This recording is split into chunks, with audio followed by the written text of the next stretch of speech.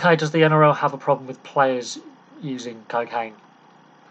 Yes, simple answer. I don't think the NRL have been fully transparent with the fan base about how bad the issue is. There's clearly an issue there. It's a PR nightmare, and we've had three high profile and 4 players in total over the weekend. Caught being silly. I mean, Reece Walsh, he was caught by the police and searched by the police. The New Zealand Warriors, I think, have dealt with the situation as best they can. They've been on the front foot on fronting the media. They're accepting the punishment that's been given to Reece Walsh. Reece Walsh is accepting the punishment, but also they're willing to accept rehabilitation and education and addiction support, which I think needs to be highlighted. Player welfare does need to be highlighted, but this is not a new thing. This is not a new trend. I did a video a couple of years ago, back in January 2019. Does rugby league have an issue with cocaine use? People are still viewing that now.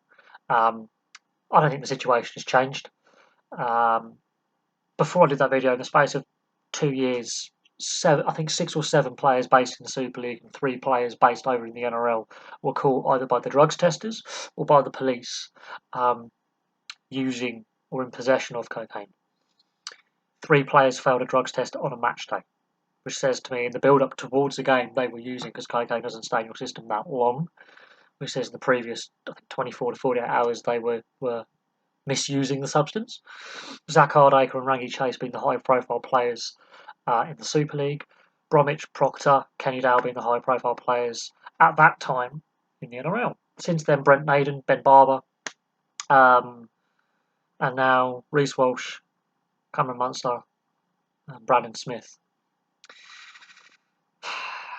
It says to me that there is an ongoing. I don't think every player is doing it, but there seems to be enough of a minority for it to be a problem. Now, we all know about some of the high-profile sports stars and their issues with addiction, with alcohol or drugs over the years, and I've covered them on this channel to death. Obviously, you could say Paul Gascoigne, Gazza, if you obviously follow English football, Diego Maradona, George Best, and they're just football players. We haven't even got on to Grant Fuhr and Bob Probert in the NHL, so hockey players. And there was a big thing we now know that in the 80s, several teams had a locker room culture of drug and alcohol use that actually cost lives. In the Philadelphia Flyers case, and in Grant Fuhr's case, he was thrown under the bus by the NHL, made a scapegoat, and in Bob Probert's case, he went to prison for a while, and it nearly ended his career as well. And since then, Kuznetsov has been caught at the World Championships 2 years ago with cocaine in his system. Has been banned by the IIHF for 4 years. He got like a 3-month suspension or something by the NHL. A really pitiful suspension by the NHL. The thing is, under the Rugby League Players Association agreement with the NRL, players cannot be tested in the off-season.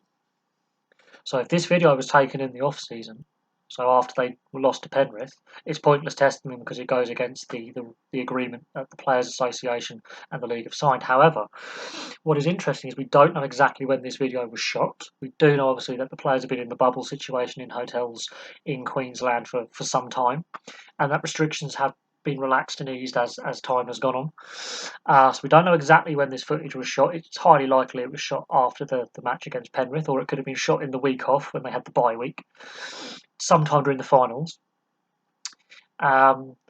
Most likely, we know that they were both at the Dally M Awards. They didn't look. They knew, obviously, before it became public knowledge in the mainstream media, that this was already on social media and doing the rounds. And Craig Bellamy, their coach, accepted his Dally M Coach of the Year award. He's now facing questions from the media. The club itself have basically gone into a media shutdown. They're just saying, NRL Integrity Unit are dealing with it, we're going to make no comment. Whereas the New Zealand Warriors, I do believe, have got on the front foot. And yes, it's a PR offensive, but they have done the right thing. The players admitted guilt. He's not trying to deny or anything that he's done it. He's been caught with it. But again, these too many high-profile incidents for it to be just a very small minority. I think the issue is far bigger. These players are the ones that have got caught out. And the NRL is being, well, it's asleep at the wheel. The Integrity Unit has no integrity anyway, we can all agree on that. But it's asleep on the wheel. The players know that they haven't been caught by the testers, so the punishment they're going to get is going to be a lot less than if they've been caught by ASADA or WADA on a competitions drugs test. They know how roughly you get tested a couple of times a year in some leagues. They know they're not going to get tested in the off season. This is a culture issue within the dressing room, within the sport. There is a sense of entitlement. It is a privilege, not a right, to be a professional athlete. And this is negative headlines for the NRL at a time when they've been under pressure to renegotiate TV deals, get the league up and running again. We've already had Barbecue Gate this season, and every off season there has been a series of negative headlines of players misbehaving, whereby assault allegations, domestic violence allegations, drug allegations. Every off season there are players misbehaving, and every off season more negative headlines. And this is something that the NRL wants to stop.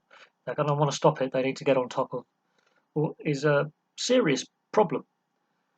And I don't think they're doing enough. And I do think that the NRL needs to reinforce the code of conduct. Now, under the previous administration of Todd Greenberg, the no fault, no stand down policy, now Andrew Abdo and Peter Blandies are keeping with that policy for its flaws and pros and cons.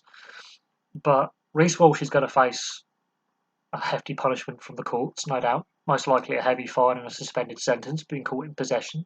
He's going to get a suspension.